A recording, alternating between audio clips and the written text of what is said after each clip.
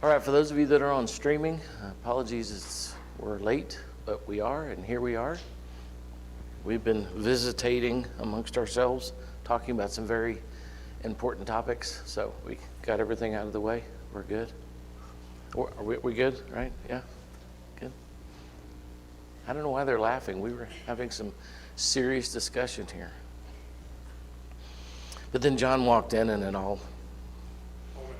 went sideways. All right, well, today for the 25 minutes we have, we're going to be talking about the baker and cupbaker dreams in Genesis 40. And we're not necessarily going to talk about their dreams, but we're going to talk about the outcome and the things that surrounded their dreams. And if we get to it, we're going to look at some of the things about Joseph's age and the places where we find the idea of God's favor with Joseph, which I think is very, very cool. So notice that as Joseph gets into Egypt, and he's in Potiphar's house, and then ends up in jail. And while he is in jail, Genesis 40 and verse 5, he is in charge, ultimately, of the entire jail system. So he goes from being in charge of Potiphar's home to having charge of the jail that he was placed in because of his integrity. Yeah. Yeah. Yeah, that's right. That's right. Great point. So even as we're looking at these dreams, I want you to notice that one of the things I think God is not even just teaching us, but wanting us to observe is that very point. That as Joseph is the youngest and ends up being sold to these caravanners, ends up in Egypt as a slave, goes into Potiphar's home at the least, and ends up being put in charge. And then as he's going to go in the jail, he's going to there be put in charge. And each of these situations is going to put him in a place where he's going to hear these dreams. He's going to be receiving these things, sharing their outcome, what they're about, and then going from there and ultimately to where God has him placed. So looking at some of these things, Joseph goes from in charge of Potiphar's home to having charge of the jail that he was placed in because of his integrity. And it's one of those things that's always fascinated me that he gets put in jail because of his integrity. He gets put in jail because of making the right decision, doing the right thing, both with Potiphar's wife and with Potiphar himself. And what Joseph states about this is also very interesting. If you remember when he says, how can I do this thing and sin against God? So wherever he got his stuff from, I mean, obviously he got a lot of it from Jacob and his upbringing. But even at this point, with all that has happened to him and the dreams that started all this, he tells Potiphar's wife, I'm not going to do this, not because you're not pretty, not because I'm this great guy. I'm not going to do this because it would be a sin against God. That was his reasoning. How interesting is that? For him to be in that place at that moment with that available to him, and he says no. So what are some of the possible outcomes for Joseph? Because he's there because God gave him a dream. And he's also in this position because his brothers sold him. And oftentimes we may find ourselves getting very frustrated and aggravated in life. And our decisions sometimes are based upon that aggravation, that frustration. This isn't right. This shouldn't have happened this way. And so we make decisions based upon that. And Joseph doesn't seem to do that here. At least what we have written down. He doesn't seem to do that. Yeah.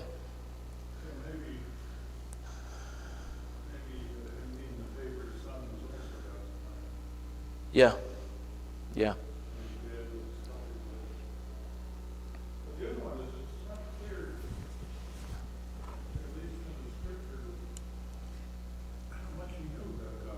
Yeah. Yeah. I agree. Yeah. Yeah.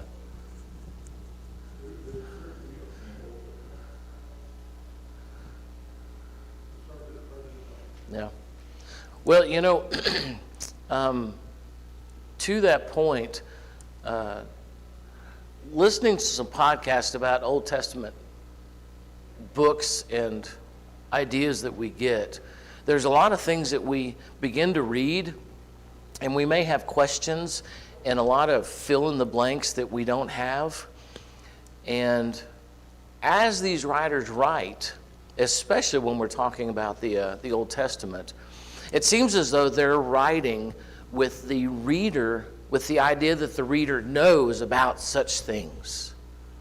The reader already has this information that they're assuming that they have. And one of the for instances is, say I just had him, with Moses. Moses is reared by his mom, but then ends up growing up in Pharaoh's home. And when he does go out and sees his people being mistreated, they're called his people, and he ends up taking up for one of his people. Well, how did he know that that was his people?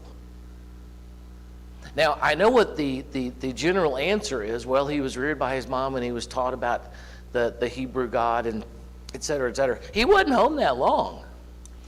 So,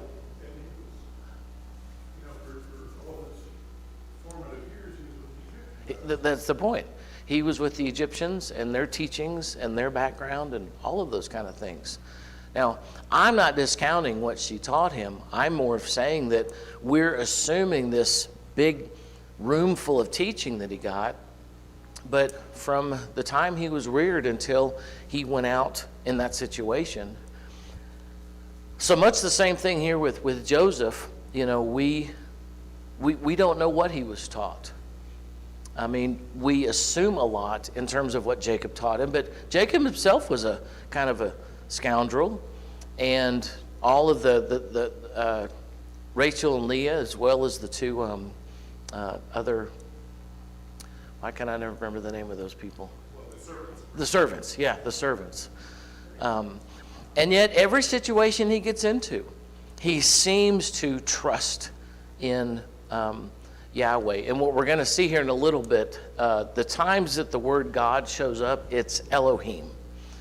The times that Joseph refers both to the baker and the cupbearer, as well as Potiphar and Pharaoh, those terms for God are Elohim, which is a whole other conversation, very, very interesting. Yeah. It's important to remember context here for Joseph and what the situation he was raised into or born into. Yeah. Is he was born of a favorite wife. He was born of Rachel. Yes, yes, That's why yes, he was a favorite son. yes, And by the yes. way, Benjamin was too. Yes. Benjamin, of course, Yes. was the youngest, but Yes. also born of Rachel. Yes. Of course, Rachel died. Right. But Jacob loved Rachel. We have Yes. that whole story. Yes. About Yes. right, when Yes. Rachel, Yes. and so the children she bore, of course, Yes. he truly loved. And that had to plant these seeds Oh, early on. early on. This hatred and Yeah. animosity. Absolutely. Absolutely. And in fact, to that point, I mentioned this a couple of weeks ago, if you've never done this, go through the names of Joseph's brothers, when they were born, what they mean. And they're almost all negative. None of them are, he's my sunshine, and, God be praised, and, none of those things. In my tribulation, and my husband hated me, and I don't know, whatever. All of their sons, especially Bilhah and Zilpah, their names are generally negative. And Leah, a lot of their names as well. I know as we go through there, and we've been raised in these stories, the names of the brothers, he's got these children, 12 tribes of Israel, and the names are bad. And I don't mean by bad like immoral, but all of them have negative connotations. I found that very interesting. Jacob's name, Israel. Yes. Wrestles, one who wrestles with God. Well, and even Jacob, the deceiver. So yeah, I mean, the only reason, and it's a good point, that Joseph is beloved, whoever Rachel was going to have as a son was going to be Jacob's favorite. Whoever, it didn't matter. And so it's not as if Joseph has this specialness about him, He probably is somewhat of a punk because he's raised as the favorite, and Jacob gave him a lot of favor in that way. Yeah. Seems like because of the ignorance of Leah's children, that Jacob didn't treat her very well either. Yeah. And I think that kind of adds another level to Doug's comment. Imagine that household as these boys are born, and all of a sudden Joseph is born, and Jacob's whole countenance just raises. Like, man, you never felt like that about us. And all of the history with Laban and his daughters, and then Bilhah, Zilpah, and et cetera, et cetera. So yeah, once this situation comes up with Joseph, the scene is set. He has these dreams, and there's only one outcome that can be had. And yet, God, in whatever way he does it, in ways that we, are not ever going to know, utilizes that whole scene with however Joseph acted up to the age of 17, and then this dream that he has, to place him in these very, very challenging situations. Does it ever cause you to be curious? This is how God worked in this situation. With Joseph, these dreams, putting him, it's not as if he was in another Israelite community. And yes, I know that that's not a thing yet. But you know what I mean? He's not in another Elohim or Yahweh community. I mean, he gets shipped off to Egypt. All these very challenging things happen to him. This is God's working. This is God's plan. And I know that we assume that. Well, of course it is. Because that has been the setting that we've been taught and grown up in of what's happening here.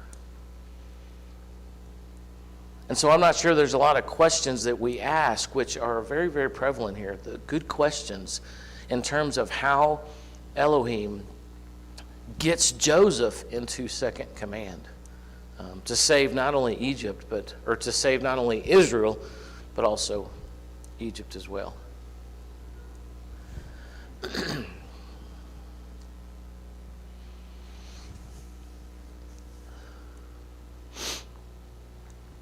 In verse 4 then,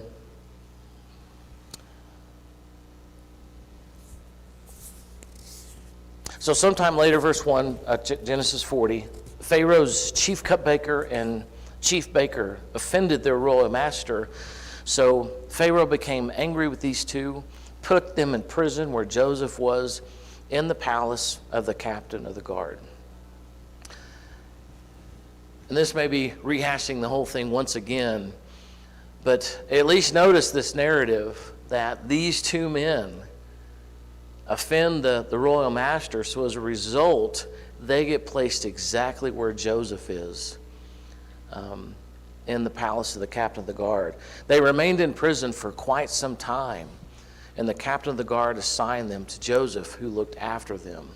While in prison, Pharaoh's cupbearer and baker each had a dream one night, and each dream had its own meaning. So remember, as we looked at the beginning, a dream seems to be something that you get that has a meaning, whether you know it or it needs to be given to you. And then a vision is something that it seems to be self-evident right there in front of you. So they replied, we both had dreams last night, but no one knows what they mean. And this is one of the places we find this word Elohim. Interpreting dreams is God's business, Joseph replied. Go ahead and tell me your dreams. Right there, the word is Elohim. And that quite honestly shocked me, because the only place I've thought of Elohim being is in Genesis. But as I was reading or listening to a podcast, the word Elohim isn't reserved for Yahweh, for God. It is a general term for gods. It's not specific to, the creator of the universe in terms of the Hebrew language. So I think that's why there are times that we find these secular people referring to God, and they're simply referring to your Elohim, your God. And your God in this situation is more powerful than the ones I know. They're not referring to Yahweh. They're not referring to Adonai. They're simply referring to that person's God. And in our translation, that word happens to be capitalized. They're using a general term. Yes. Yeah. General term includes Yahweh. Yes. Yeah. It's also true that Joseph is the one speaking. Yes. Oh, for sure. For sure. God. Yes. That's what he has in his mind. Yes. I've always found this passage interesting, though it says, "Do not interpretations belong to God."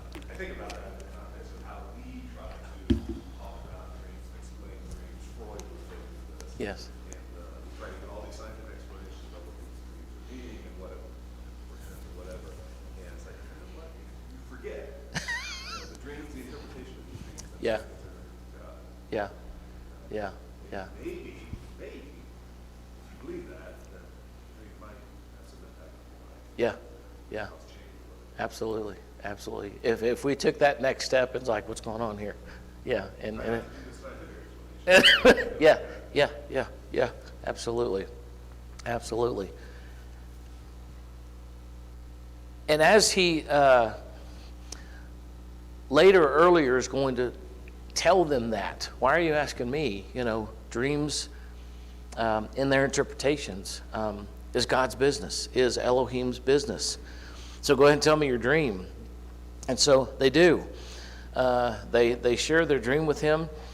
And I don't think that I'm overstating this, how interesting this is, that because of Joseph's, however he was as a child, because he's Jacob's favorite, because of the dreams he had and his brother's hatred for him, and because Jacob sent him out to see them, and they came up with this entire process to kill him and then ultimately sell him.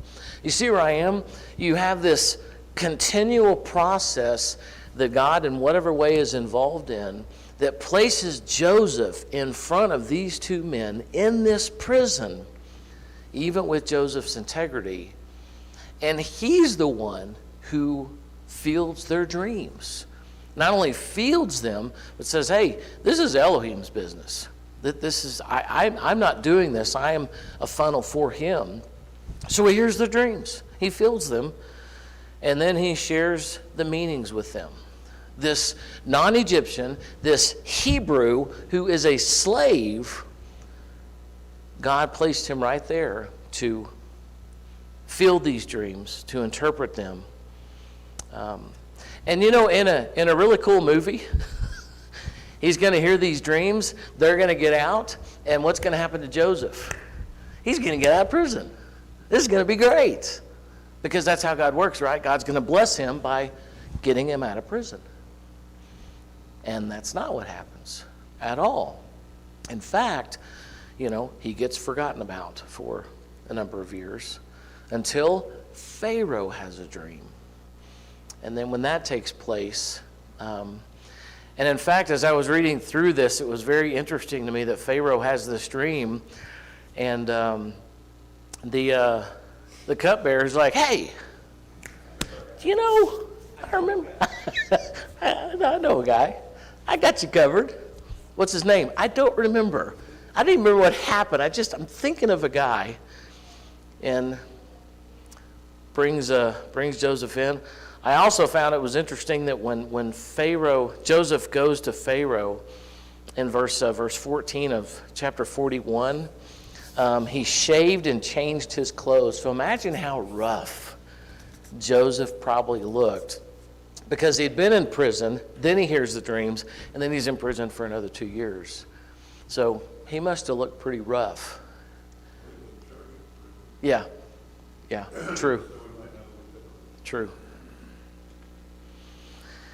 And so then he says the same thing. Pharaoh sent for Joseph at once. Pharaoh said to Joseph, I had a dream last night, and no one here can tell me what it means. I've heard that when you hear a dream, you can interpret it. Again, it is beyond my power to do this, but Elohim can tell you what it means and set you at ease. How? Yeah, absolutely. Or to his God, right? To his Elohim. And so it's not one of Egyptians' Elohim. It's the God I serve can give you the interpretation of your dream. And then, of course, Pharaoh then gives Joseph his dream, and they go from there.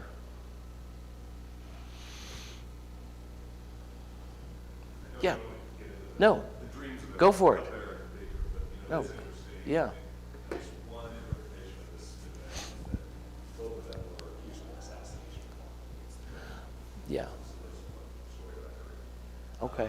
That's why they were in prison. That's why they were in prison. Yeah. And they both had a dream, and one gets hung, the other gets risen up. Yeah. And it's always been interesting to me, it's almost as if God is doling out justice. If in fact Yeah. that's the case, Yeah. this was an assassination. Yeah. It was clear that it was the baker There was. the one at fault. Yeah. Not the cupbearer. Yeah. Prayer raised up, and of course Joseph helps. Yeah. I always thought that, if that context holds, it kind of actually. Oh yeah. Puts a lot of flesh on that. Yeah. And to that point though, as we read through this, we're literally in one lane following one line of narrative. But how many things are happening surrounding all of this that's going on as this one string of narrative is happening, specifically with Joseph, to get him to this place. What struck me as interesting, survivor has these dreams, none of his people can tell him what they mean. Yeah. He eventually gets convinced to grab this slave from prison Yes. to tell him what it means. And he says, okay, well, let's do that then. That sounds like a great idea. And why don't you be in charge of all of it? Yep. Now, Pharaoh did have to have some cognizance of Joseph. Joseph previously was in Potiphar's house. Yeah. So I gotta believe that Pharaoh had some understanding. Some awareness. Yeah. But that awareness then had to include the fact that he was accused of molesting Potiphar's wife. Yeah. That's why he was there. Which, I don't know, we never kind of consider that side of it. I mean, on our side, it was his integrity, and it was the word I used, and he didn't do it, and he got put in prison. But on their side, that's why he's in prison, because, he molested the wife. Yeah, I mean, We never see if that ever gets resolved in the no. We never see that. No. This is also interesting. No. Very. Potiphar's wife, chance. Right. Yeah. Well, and it's not like he's in jail for 6 months. He's, yeah, Ty. Love to see your face when he ends up second in command of all. So, But again, justice, God is the one who is just. Yeah. He is the one that makes sure that justice rules. yeah. And he's done that in Joseph's case. He was unjustly imprisoned, unjustly accused. And Baker apparently was justly accused. Yeah. He got his justice. Yeah. So, God is, he's a God of mercy, no doubt. He's also a Yeah, yeah. But even to take that one string out, and I think a great lesson, a great opportunity for us to learn is, in each case, God's justice and God using Joseph took a lot of time, both in Potiphar's house and jail, all of it. It's not like within a week it is resolved. And, both in our Western culture and just as humans, man, we want resolution, like today I want a phone call. I want to get this done.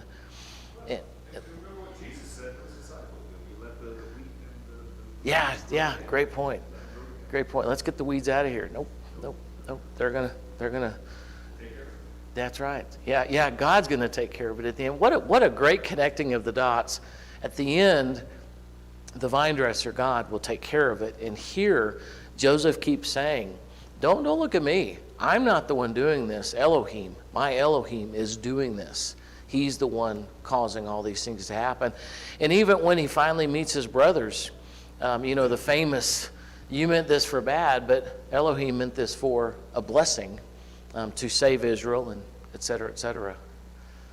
And there are times that I don't know, I read stories like this, and this is possibly going to sound like blasphemy, but it's like, really? I haven't met very many people like this, have y'all? I mean, people that are put in these kind of situations that react this way as Joseph did in these situations. I had a friend a long time ago that falsely got put into prison for a life sentence, and in prison ended up studying with people and having a lot of conversions, and apparently took it with integrity, and did some really cool things.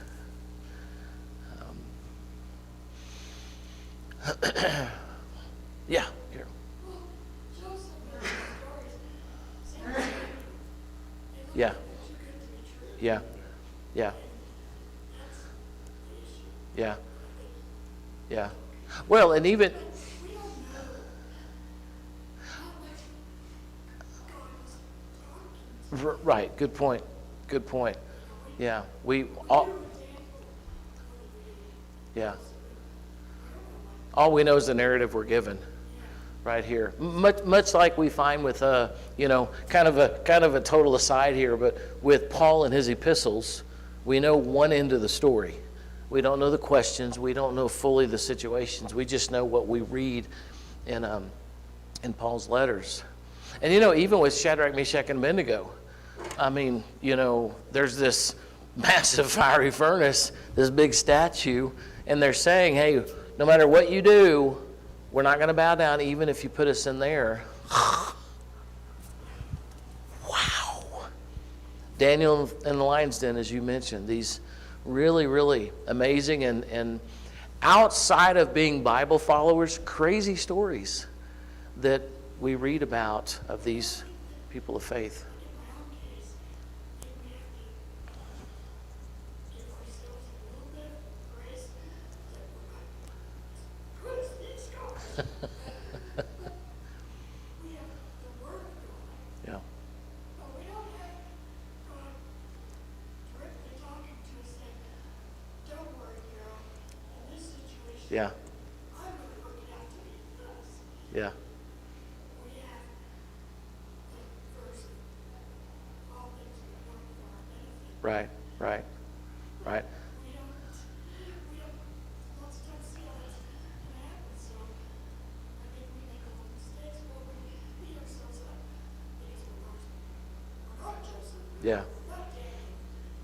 But even with Shadrach, Meshach, and Abednego, their phrase, their statement, at least as we understand it, translated from Hebrew to, blah, blah, blah, blah, blah, then to English, even if we get thrown in, we're not going to bow down. Yeah, even if you kill us. Even if you kill us. Yeah. The expectation there, especially in front of that king, that ruler, we're probably going to die, but we're still not going to bow down. This guy didn't have a fiery furnace to throw people in by accident. Right. That's a, yeah, yeah. As well as the, Daniel's, the lion's den. Because after he gets out, they then shove in the two people that caused him to go in there ultimately. So yeah, some very, very interesting Bible stories that we get that, quite honestly, for me, they're like, wow, that's a mighty strong man of integrity there in these very, very challenging situations, because it's not like the brothers, he's in jail, that the brothers put him in, and he's still within, family, and they're just jerks to him. This is Egypt, and very, very serious things are happening to him. Okay, we'll continue this next week, Lord willing. No, we won't. No, we won't. We'll continue January 28th. January 20th. Because next week we are not having Bible class in special circumstances. We will be in the fellowship hall from 10 till 12:30 or so. So we will not be in here next week. Now, for those of you that are watching on streaming next week may look a little different. I have no idea because it's just gotten set up, but we'll go from there. So, let's close with a prayer. Loving God, we pray that you would help us to continue to be people of integrity, people of faith, people who are listening for your voice and following your ways in all that we do. God, help us to be anointed with that type of walk. We pray this in Jesus' name. Amen.